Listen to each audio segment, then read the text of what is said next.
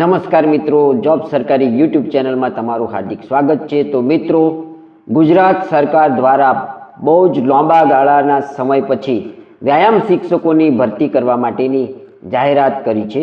તો 18 વર્ષ પછી સ્કૂલોમાં વ્યાયામ શિક્ષકની ભરતી કરવા માટેની કવાયત સરકાર દ્વારા શરૂ કરવામાં આવી છે। સરકારે ભરતી સમિતિની બેઠક ગુરુવારના રોજ બોલાવી હતી।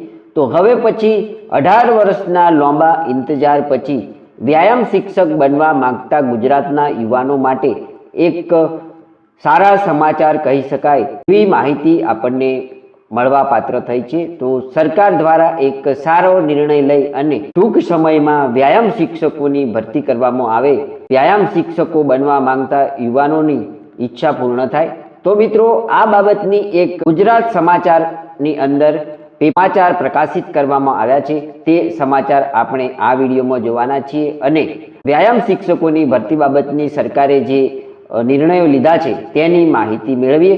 તો સરકારે ભરતી સમિતિની બેઠક બોલાવી સ્કૂલોમાં પીટી શિક્ષકોની 18 વર્ષે કાયમી ભરતી કરવા અંતે કવાયત હાથ ધરવામાં આવી છે। ગુજરાતની પ્રાથમિક, માધ્યમિક અને ઉચ્ચતર માધ્યમિક સ્કૂલોમાં વ્યાયામ શિક્ષકોની અંતે કાયમી ભરતી કરવા સરકારે તૈયારી શરૂ કરી છે।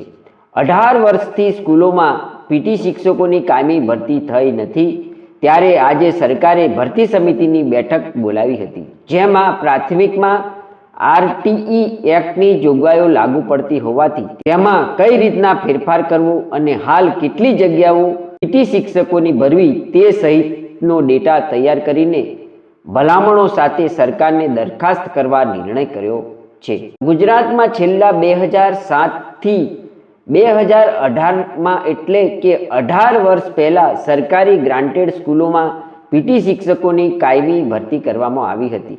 ત્યારબાદની આરટીઈ એક્ટ લાગુ થયો હતો અને 2012માં સરકારે આરટીઈ હેઠળ પ્રવેશના નિયમો લાગુ કર્યા હતા।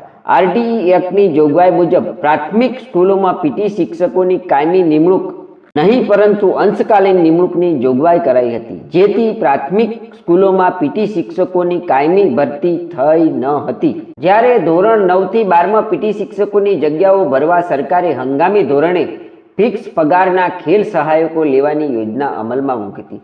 હવે રાજ્યમાં 18 વર્ષ બાદ પ્રાથમિકમાં, માધ્યમિકમાં અને ઉચ્ચતર માધ્યમિકમાં વ્યાયામ શિક્ષકોની કાયમી ભરતી કરવા સરકાર કવાયત હાથ ધરી છે, જે માટે આજે ભરતી સમિતિની બેઠક બોલાવી હતી, જેમાં ગુજરાત બોર્ડના ચેરમેન, પ્રાથમિક શિક્ષણ નિયામક તેમજ સ્પોર્ટ ઓથોરિટી ઓફ ગુજરાતના અધિકારી અને શિક્ષણ વિભાગના અન્ય અધિકારીઓથી માંડી શિક્ષણ સંઘોના પ્રતિનિધિ ઉપસ્થિત રહ્યા હતા।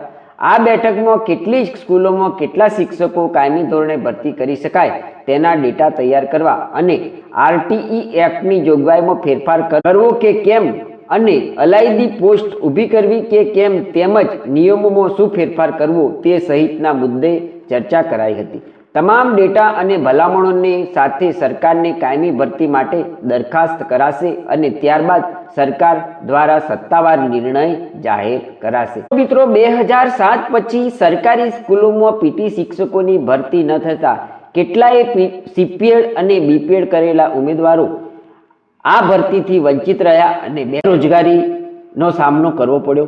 તો સરકારે 2025ની અંદર ફરી પીટી શિક્ષકોની ભરતી થાય તેના માટેનો યોગ્ય નિર્ણય લેવા માટે આ મીટિંગનું આયોજન કરવામાં આવ્યું હતું।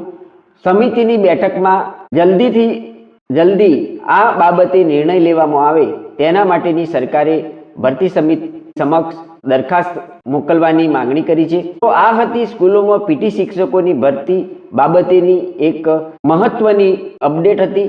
તો જે મિત્રો પીટી શિક્ષક બનવા માટે બહુ જ વર્ષોથી રાહ દેખીને બેઠા છે તેમના માટે એક આ સારા સમાચાર છે।